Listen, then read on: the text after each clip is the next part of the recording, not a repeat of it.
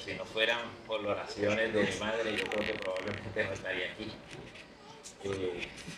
Definitivamente, como decían en la lección, las madres son unos mensajeros, unos ángeles que Dios nos ha dado para guiarnos.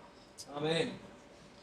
Me han dicho que no hay problema por la hora en que voy a terminar, que pueda hablar en confianza, que ustedes van a ir a almorzar a las 12 y después, cuando salen del almuerzo, pues vienen y apagan la luz. Así que yo me puedo quedar tranquilo. Pero vamos a resumir. Yo creo que en las próximas 3 horas podemos desarrollar el tema. Pero voy a tratar de que sea más corto, ¿sí? No se preocupen. Leíamos un texto en el capítulo 5 de Segunda de Reyes, que estoy seguro que a todos le llamó la atención. Y es que este capítulo 5 de Reyes comienza, el versículo 1, diciendo: Naamán, general del ejército del rey de Asiria, era un gran varón delante de su señor, y en alta estima, porque por medio de él había dado Jehová salvación a Siria. Era hombre valeroso en extremo, pero leproso. Imagínense esta situación. Siria estaba en guerra con Asiria, pero en medio de todo ese problema había un pequeño pueblo llamado Israel. Israel, cuando seguía la voluntad de Dios, le iba muy bien, recibía bendición. Pero cuando Israel no seguía la voluntad de Dios, todo salía mal. Entonces, esta persona, Naamán, general de Siria, había tenido grandes victorias para su país. Era un héroe nacional. Probablemente nosotros no conocemos un héroe así, pero era como aquel famoso general Schwarzkopf, el que estuvo en la guerra de Irak. Era alguien así, conocido por todos, sobresaliente. Pero tenía un problema. Tenía una enfermedad que en esa época era terrible, que era la lepra. La lepra se comía la piel de las personas y los desfiguraba. Era horrible. Y en la ley de Levítico que había puesto Moisés, esas personas que tenían lepra eran consideradas inmundas. O sea que ellos no podían acercarse a las demás personas. Y no solo eso, ellos tenían que ir diciendo inmundo, inmundo, cuando veían a alguien, para que esa persona no se le acercara. A ese nivel era esa condición. Pareciera que en Siria eran un poco más flexibles, que aunque tenía lepra, él podía ser general y podía vivir. Entonces, hay una niña esclava, porque la forma de hacer la guerra en esa época es que iban, atacaban al enemigo, mataban a los hombres, se llevaban a las mujeres y a los niños de esclavos. Se parece un poco a lo que se hace ahora. No sé si ustedes han visto las noticias de que acusan a Rusia de crímenes de lesa humanidad porque se llevó a los niños de Ucrania. Es más o menos el mismo sistema, pero en aquel entonces era más trágico todavía, porque era esclavo que lo llevaba. Entonces, ¿qué nos dice el versículo 2, que fue el que leímos? Y de Siria habían salido cuadrillas y habían llevado cautiva de la tierra de Israel una muchacha, la cual, sirviendo a la mujer de Naamán, era la esclava o la que servía, la esposa de Naamán. Dice muchacha. Me llama la atención porque en la tradición judía ellos hablan de niña y de mujer, porque en esa etapa de 13, 14 años ya es mujer. O sea que ella, si no la consideran mujer, era bien pequeña. O sea que era algo horrible. Una esclavitud a esa edad temprana es algo horrible. Dijo a su señora: si rogase mi señor al profeta que está en Samaria, él lo sanaría de su vida. El primer punto del tema de hoy es la madre de la esclava. Y usted me va a decir, pero la Biblia no habla de ella. No, la Biblia no habla de ella. Pero tuvo que haber tenido una madre. Es una historia tácita que no se cuenta.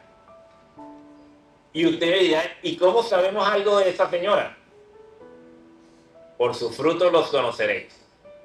Si la niña tenía el amor de Dios en su corazón a temprana edad, hubo una madre que le enseñó a querer a Dios sobre todas las cosas a temprana edad. Si la niña no tenía odio, a pesar de ser esclava, que todos nosotros lo tendríamos, porque no es nuestra naturaleza humana, nuestra forma de ser, nuestra manera de vivir, fue porque la madre le había enseñado a tener a Dios en su corazón. Y en esa condición de la esclavitud, que era más o menos similar a la condición de un animal, ella quería ayudar a su amo. Quería resolverle el problema de vida a su amo, un problema existencial gravísimo de su amo, que iba a ser el fin de la familia donde ella servía. Y ella, tratando de ayudar, dice, allá en Israel hay un profeta. Yo imagino lo que pensó nada más. Y si Israel tiene Dios y profeta, ¿por qué nos sirve? Sencillo. Si Israel tiene un Dios tan fuerte y tan poderoso como ellos dicen, ¿por qué son esclavos acá? Porque en esa época cada tierra, cada región tenía su Dios. Y el Dios de ellos era un Dios pagano. Se llamaba el Dios del trueno, el Dios de la lluvia, porque esa es un área muy seca.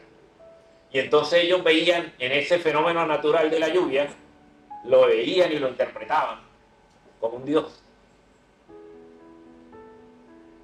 Pero ahí comenzó la cadena de la fe. Porque la fe viene del oír la palabra de Dios. Amén. Esta niña escuchó a su madre. Esta niña le habló a la esposa de Naamán, que le escuchó. Ella le habló a Naamán, que le escuchó. Mire cómo va la cadena de la fe. Él fue al rey y le dijo, allá en Israel hay alguien que me puede sanar. Y el rey lo escuchó. Vamos a seguir leyendo para ir con el texto bíblico. Versículo 4. Y entrando Naamán a su señor, declarándole, diciendo, así ha dicho una muchacha que es de la tierra de Israel. Díjole el rey de Siria, anda, ve, y yo te enviaré letras al rey de Israel. Partió pues él llevando consigo 10 talentos de plata, 6,000 piezas de oro y 10,000 mudas de ropa. Y 10 mudas de ropa, perdón.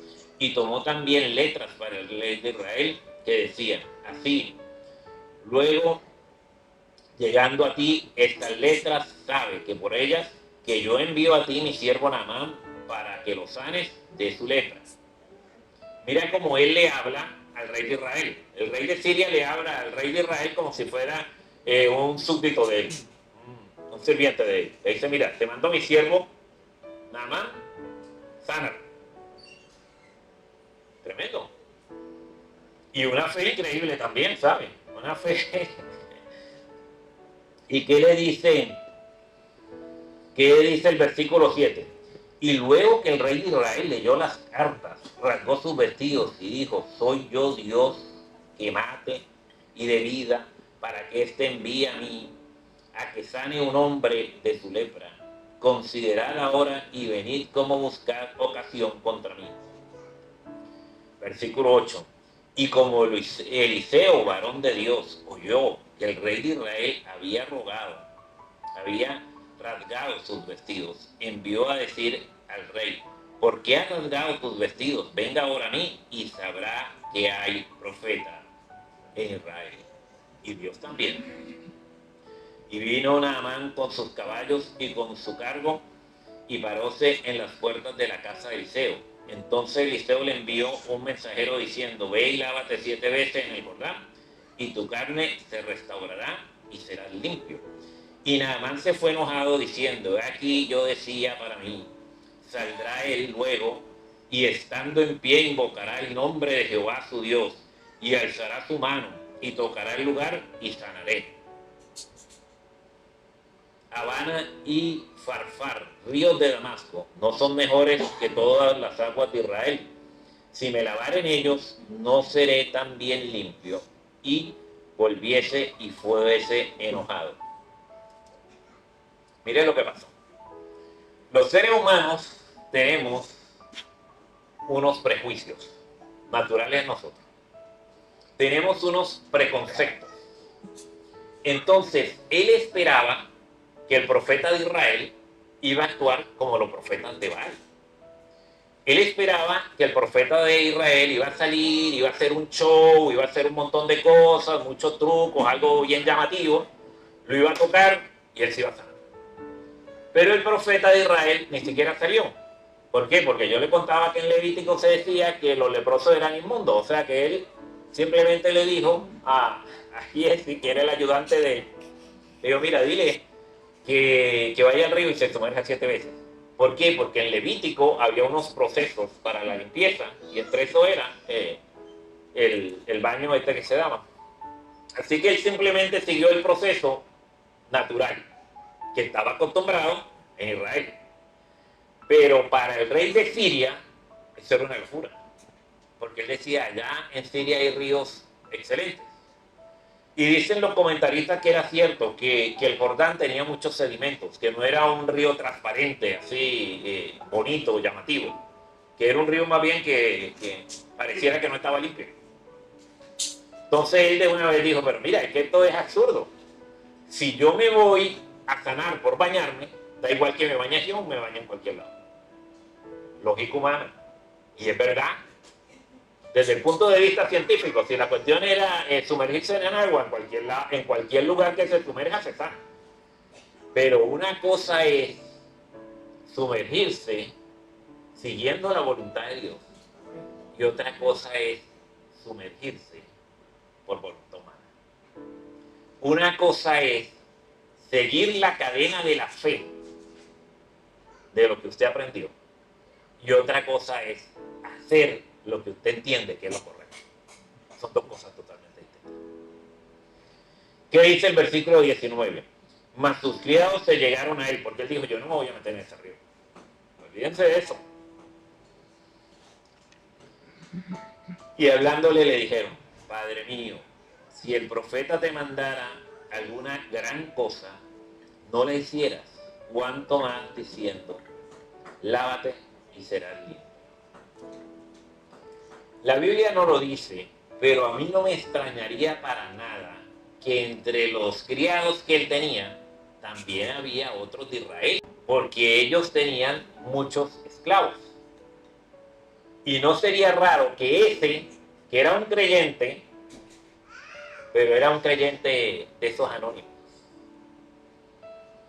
de los que prefieren no comprometerse con el testimonio que dan, de los que quieren pasar desapercibidos, tras bastidores. Vio la oportunidad de opinar y le dijo, mira, pero hazle caso al profeta. Quizá tiene razón. Quizá él conocía al profeta y sabía las maravillas que Dios había hecho por medio del profeta, igual que la niña. Pero no se atrevió a dar el testimonio. Le dijo, quizá. Ahora, quiero que reflexionen un segundo. Ustedes han visto cómo va esa cadena de la fe. De la mamá, la nena, la esposa, el general, el rey, el profeta, Giesi, en el rey se quedó. Cuidado cuando cortas la cadena de la fe. Cuidado. Las consecuencias en tu vida pueden ser terribles. Y no porque lo diga yo, lo dice la Biblia. Dios le dijo al pueblo de Israel, delante de ti hay 2 caminos, el de la vida y el de la muerte, el de la bendición y el de la maldición. Escoge qué camino quieres andar. Todos los días nosotros hacemos decisiones. Y aunque parezcan decisiones sencillas e intrascendentes, la decisión va dirigida al camino de la vida o al camino de la muerte. Hasta ahora todos habían decidido el camino de la vida, pero por alguna razón el general se detuvo. ¿Qué nos dice el próximo versículo? Entonces descendió y se zambulló 7 veces en el Jordán, conforme a la palabra del varón de Dios.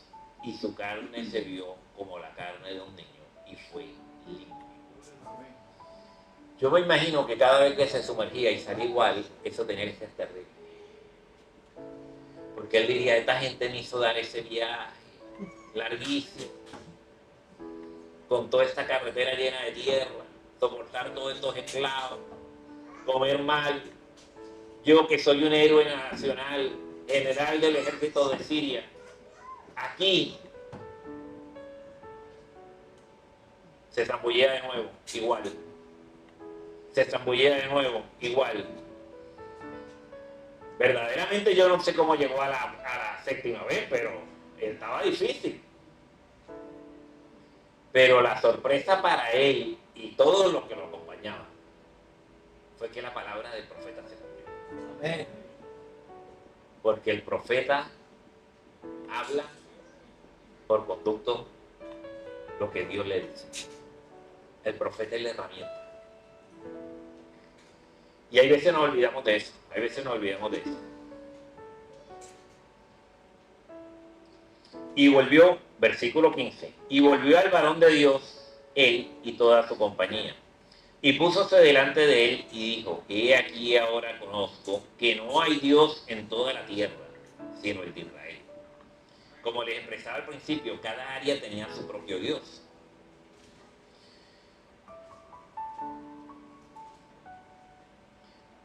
Ruego te recibas algunos presentes de tu siervo. Algunos presentes es que hoy en día, cuando hacen el cálculo de todo lo que llevaba, era más o menos como $1.200.000. El oro, la plata y todo lo que dice que llevaba, era más o menos como $1.200.000. Era normal dar una ofrenda de agradecimiento y era normal dar ofrendas a los profetas. Eso era totalmente normal. Porque los profetas, su mayoría, se dedicaban a leer la palabra, a orar y ese tipo de cosas, no tenían trabajos seculares.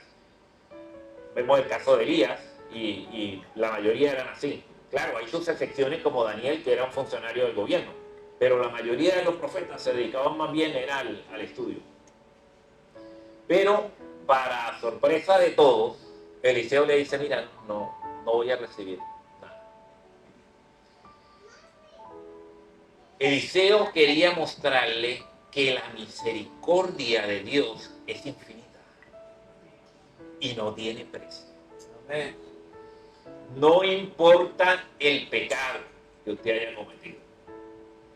Dios murió en la cruz para salvarlo. Amén. A eso vino Cristo, a este mundo. No importa su pecado. Algunos de ustedes pueden decir, ¿y si Hitler se arrepiente, Dios lo salva? Sí. Si Hitler hubiera aceptado la misericordia de Dios, Dios lo salva. Y usted dice, pero era malo. Pero es que nosotros no somos buenos tampoco. Claro que lo salva. La misericordia de Dios alcanza a todos. Amén. Es infinita. Amén. Pero tiene fin. Y usted me dice, pero ¿cómo? Eso es una contradicción. ¿Se recuerda del diluvio? Sí. ¿Se recuerda de Sodoma y Gomorra? Sí. ¿Se recuerda del fin del mundo? Sí. Algún día vamos a llegar a encontrarnos con Dios. Pero hoy hay misericordia. Amén. Y el que quiera aceptar a Jesús como su Salvador es salvo. Ahora, no lo deje para mañana. No lo deje para mañana. Mañana no le puedo garantizar que va a pasar. Seguimos. Versículo 17. Entonces Naamán dijo, ruégote pues, no cederá a tu siervo una carga de un par de acéminas, esto es como una mula, de aquellas tierras, porque de aquí en adelante tu siervo no sacrificará holocausto ni sacrificio a todos los dioses, a otros dioses, sino a Jehová. Mire la forma de pensar, y esto es algo importante. Los paganos pensaban que el Dios era el Dios de una tierra, de una región. Entonces él quería llevarse unos bultos de tierra, por eso le dice que le dé las armas, para Siria, para poner allá la tierra y hacer un altar y hacer holocausto a Dios. Pues mira, es un error, no es un principio bíblico. Pero Eliseo no le dice nada, le dice ven paz. ¿Por qué? Porque Eliseo dejó que el Espíritu Santo tocara el corazón de esta persona pagana. Si hubiera sido usted o yo, le diría, un momentito, déjeme sacar la enciclopedia acá con las 28 doctrinas. Y entonces, antes de que usted se vaya, tengo que bautizarlo de nuevo, porque las 7 veces que usted se sumergió ahí no cuenta como bautismo, si lo vemos desde el punto de vista doctrinal. Y comenzamos con las 27 doctrinas. Y esta doctrina tiene como 20 subdivisiones. Y esta otra tiene...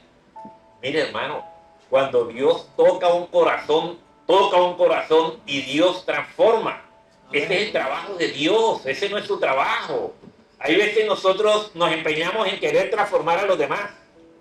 Preocúpese por transformarse usted, lea la palabra, deje que el Espíritu Santo obre en su vida y deje que el Espíritu Santo obre en la vida de los demás. Yo sé por qué se lo digo, yo lo he visto muchas veces, muchas.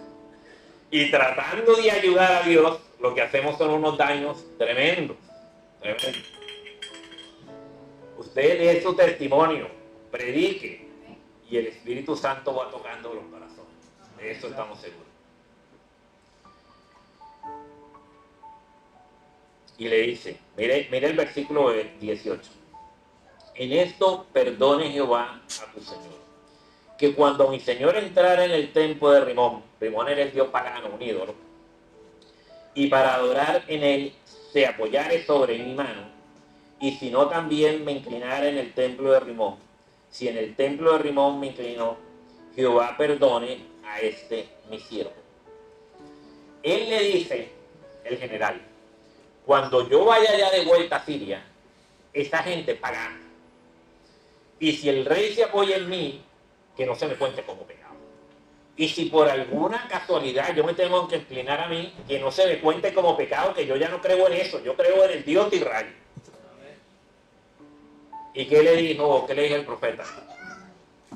Doctrina 23, punto A, página 45, párrafo tal, sección tal. Solo a tu Dios, Señor, adorarás.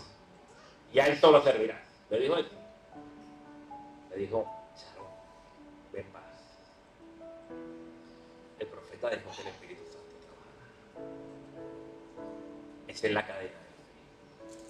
Esa es la cadena de fe. Y él le dijo, vete en paz.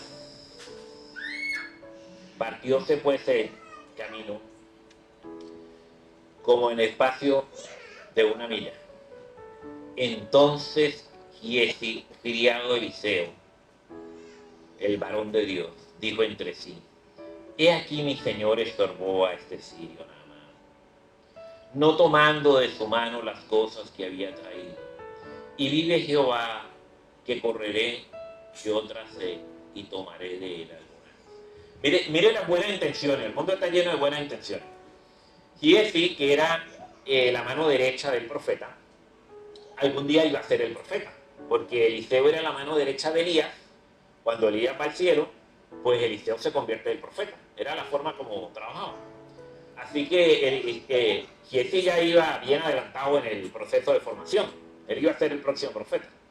Pero él se ponía a pensar, oye, mira, esta persona trajo $1.200.000 y él quiere colaborar. Y nosotros aquí en tanta necesidad, orando y predicando. Ustedes saben la bendición que es ese dinero aquí en la iglesia. Tantas cosas que tenemos que hacer. Es más, podemos ayudar en la escuela de los profetas. Hacerle edificios, hacerle comedoras, comprar comida, a buscar mejores maestros. Tantas cosas. Pero el profeta yo creo que se equivocó, porque el profeta debió ser un poco más pragmático. Y está bien esa lección de que la misericordia es gratuita e infinita, pero algo de ofrenda no está mal, no está mal. ¿Y qué hizo Giezi? y siguió Giezi a Naamán. Y como le vio Naamán que venía corriendo tras él, apeóse del carro para recibirle y dijo, ¿va bien? Mire la transformación de Naamán. Esta persona orgullosa, general, héroe de guerra, se baja de su carruaje para encontrarse con el siervo del profeta. El Espíritu Santo ya estaba trabajando. Ya Naamán se estaba transformando. Y él le dijo, bien, mi señor, me envía a decir, pone al profeta por medio, que el profeta no había dicho nada. Y aquí vinieron a mí, a esta hora, del monte de Efraín, dos mancebos, dos jóvenes, de los hijos de los profetas. Ruégote que le des un talento de plata y sendas mudas y vestidos. Mire qué mentira más bella se encontró. Estos jóvenes que estudian para ser profetas, estos jóvenes dedicados a predicar, llegaron y no tienen nada. ¿Cómo lo podemos ayudar?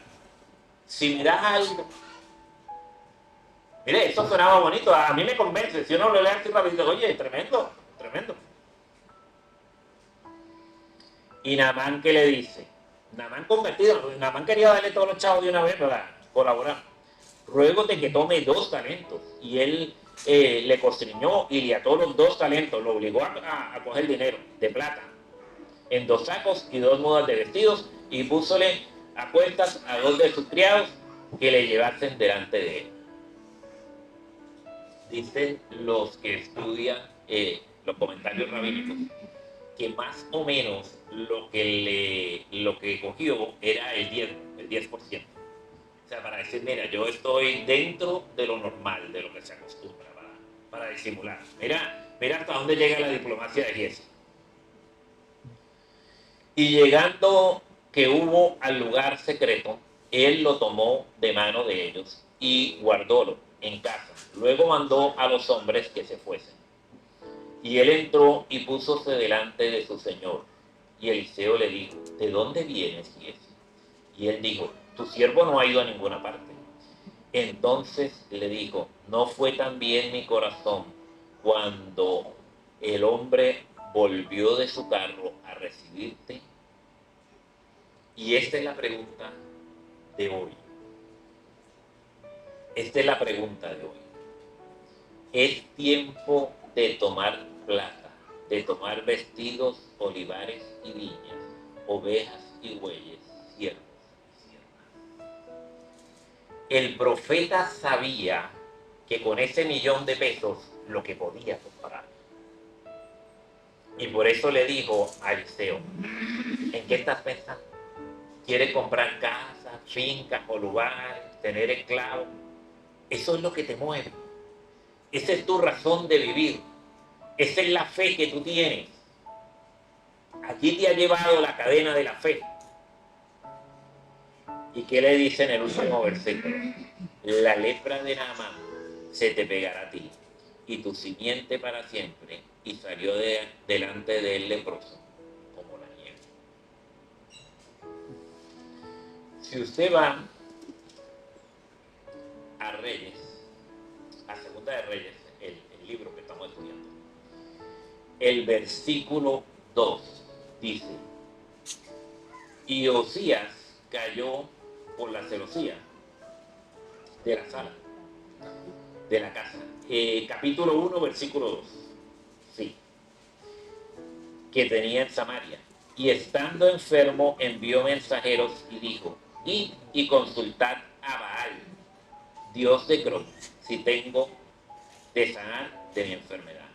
Entonces el ángel de Jehová habló a Elías, invita, diciendo, levántate y sube y concéntrate con los mensajeros, encuéntrate con los mensajeros del rey en Samaria y le dirás, no hay Dios en Israel que vosotros vais a consultar a Baal. Mire cómo comienza el capítulo. El rey de Israel manda a consultar a los profetas de Baal. ¿Se dan cuenta? El rey de Israel, el máximo líder del pueblo de Dios, manda a consultar a Baal.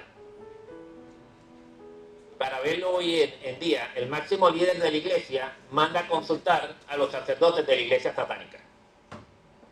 Que le digan si va a vivir o no. No creía. Como acá, cuando nosotros vemos que llega el mensajero del rey de Siria a consultar al profeta, ¿qué le dice el rey? Rompe los vestidos y se no puede ser. No cree. El máximo líder de la iglesia no creía. Como que nosotros dijeran que el presidente de la asociación, el presidente de la unión, nuestro presidente de edición, no cree. No cree. Y entonces, ¿quién cree? Una niña esclava en otro país.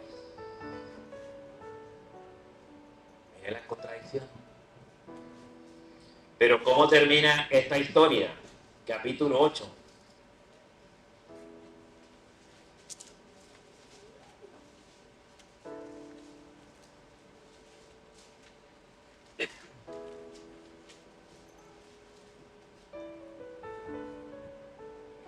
Versículo 7. Y Eliseo se fue luego a Damasco, y Ben-Hadad, rey de Siria, estando enfermo, al cual dieron aviso, diciendo, el varón de Dios ha venido aquí. Y el rey dijo a Hazael, toma en tu mano un presente y ve a recibir al varón de Dios y consulta a Jehová diciendo, tengo que sanar.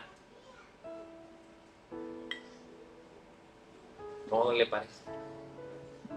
El testimonio de esta niña fue tan grande que encontramos 3 capítulos más adelante que el rey de Siria manda a consultar al profeta de Dios para saber sobre su estado de salud. La historia comienza que el líder del pueblo de Israel no cree en Dios y en su profeta, y la historia termina que el líder del país pagano cree en Dios y en su profeta. Increíble. Cómo esta niña cambió la historia del pueblo de Israel y del pueblo de Siria. ¿Qué fe tenía? ¿Cómo esa madre le enseñó? ¿A qué nivel esa madre le enseñó? Para que ella se mantuviera fiel a esos principios. Para que ella diera testimonio de esos principios. Maravilloso. Se acabó el tiempo. Pero tengo que contarles una historia. Hace como 100 años llegó un misionero norteamericano a un país de Sudamérica de cuyo nombre no quiero acordar. Y ese misionero tenía 2 problemas. El primero, que no hablaba el idioma. Entonces, usted sabe la barrera del idioma, lo que significa. Que usted no se puede comunicar con nadie, le toca señas. Y llegó a un pueblo y preguntó si había alguien que leyera la Biblia. Y ese alguien era como una prima segunda de mi abuela. Y dijo, la única persona por aquí que lee un Nuevo Testamento es la señora Melinda, mi abuela.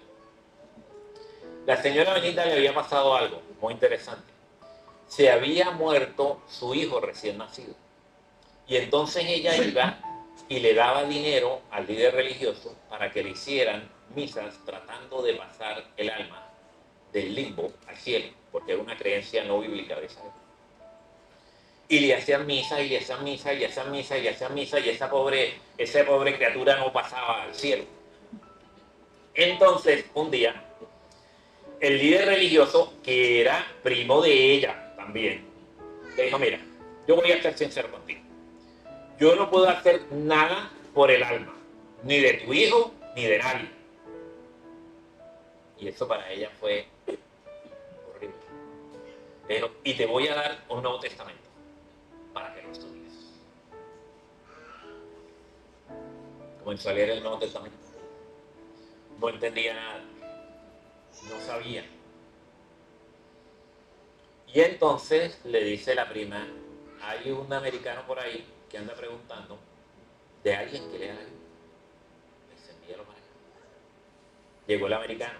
El otro problema que tenía, yo le dije que tenía 2 problemas, la barrera del idioma El otro era que el americano no comía.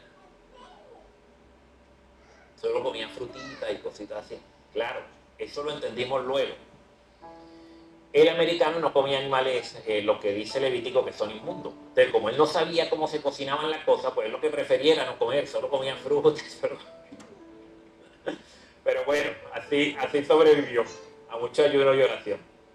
Y entonces le preguntó a mi abuela que qué quería estudiar en la Biblia. Y ella le contó la historia. Mire, se me murió un hijo, yo quiero que llegue al cielo, me dicen que no lo pueden mandar al cielo, está extraviado en el limbo, yo no entiendo, me dieron este Nuevo Testamento, entiendo menos.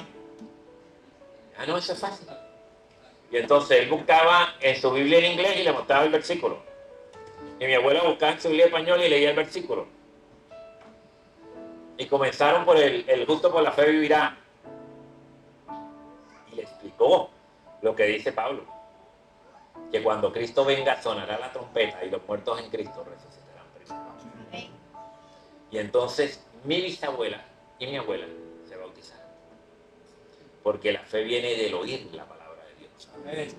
Y ahí comenzó la cadena.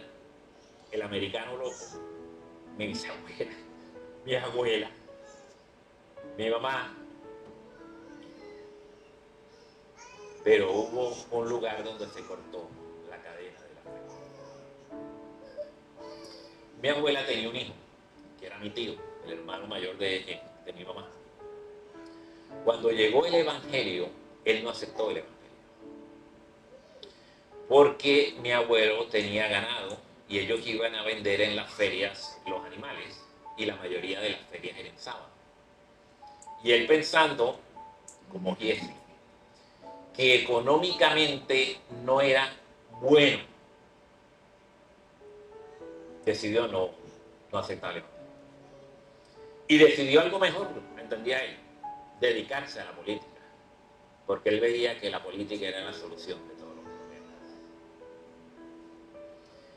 En una reunión política donde había mucha gente, era una especie como de guerra civil, hubo disparos, hubo muertos, y ahí comenzó mi tío a huir por el resto de su vida.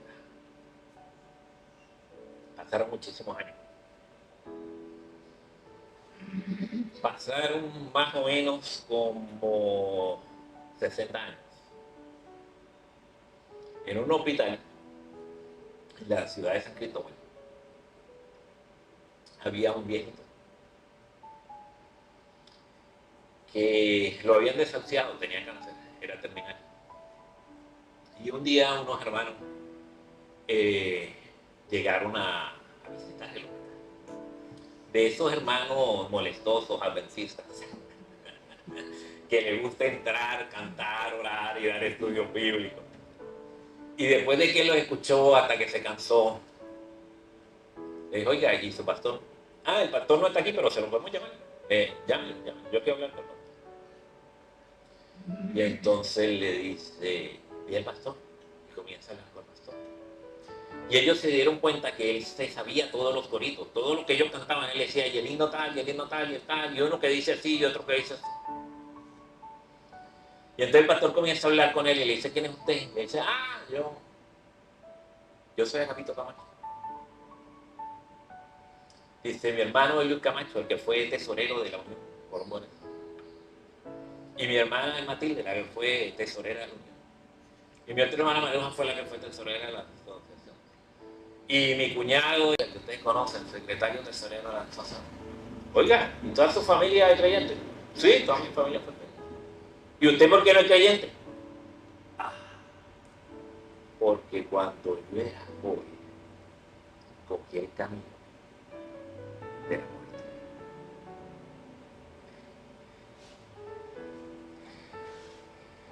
Ante ti dejo dos caminos, el de la vida o el de la muerte, el de la bendición o el de la maldición.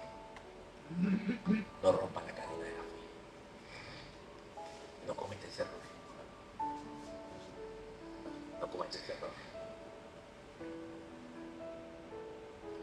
Solo va a traer tristeza. ¿Hay alguien aquí que quiere pedirle al Espíritu Santo que quiere subir? ¿Hay ¿Hay alguien aquí que quiere pedirle al Espíritu Santo? Seguir con la cadena de fe. Seguir por el camino de bendición. Y decirle a otro las cosas grandes que Cristo ha hecho en su vida. Póngase de pie, vamos a orar.